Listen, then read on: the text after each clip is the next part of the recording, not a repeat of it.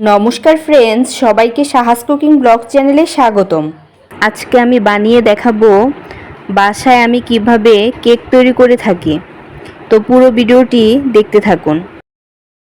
Cake তৈরি করার জন্য যা যা উপকরণ নিয়েছি: কাজু কিশমিশ, মুরব্বা, 2টার মতো ডিম, বেকিং পাউডার, 1 কাপ পরিমাণ চিনি, 1 কাপ পরিমাণ ময়দা।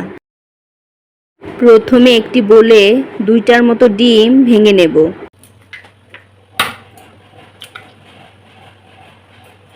তারপর এতে 1 কাপ পরিমাণ চিনি দিয়ে দেব, দিয়ে ভালো করে ফেটিয়ে নেব। চিনি আর ডিমটাকে ফেটিয়ে একদম ফেনা তুলে নেব। আমার বাসায় হ্যান্ড ব্লেন্ডার নেই, তাই এটার সাহায্যে আমি ফেটাচ্ছি। অনেকক্ষণ ধরে ফেটাতে হবে। যখন ফেটানো হয়ে যাবে অনেকটা ফেনা উঠে আসবে। বেশ কিছুক্ষণ ফেটানোর পর অনেকটাই ফোমের মতো হয়ে এসেছে। এই পর্যায়ে 1 চা চামচ বেকিং পাউডার দিয়ে আবারও বেশ কিছুক্ষণ ফেটিয়ে নেব।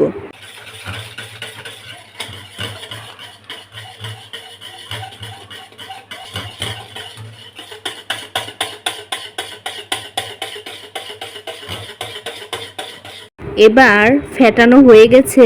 অল্প অল্প করে ময়দা দিয়ে ডিমটার সাথে মিশিয়ে নেব।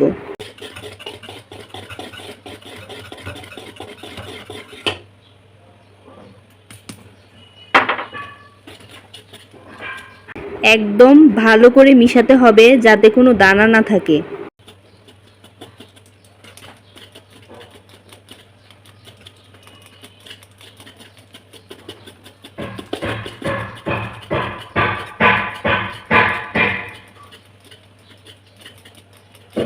ময়দাটা ডিমের সাথে ভালো করে মিশে গেছে।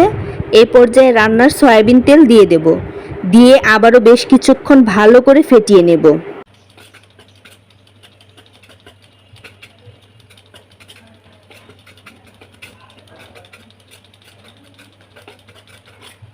ফেটানোর পর এটার ঘনত্বটা অনেকটাই এরকম হয়েছে।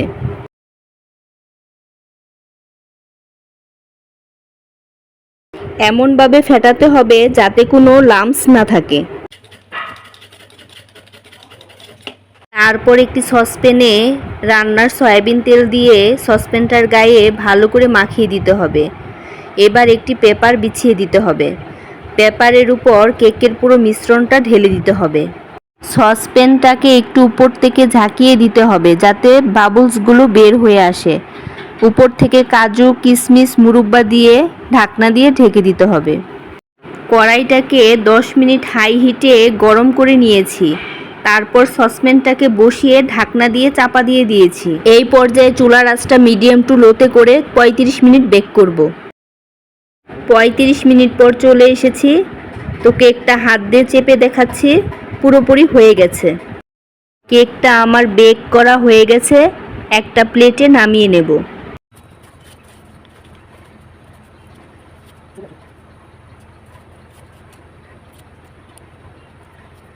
অনেকে অনেকের মতো করে বাসায় কেক বানিয়ে থাকে। তো আমি যেভাবে বানালাম সেটাই আপনাদের সাথে শেয়ার করলাম। আজকের মতো এখানেই বিদায় নিচ্ছি। সবাই ভালো থাকবেন, সুস্থ থাকবেন।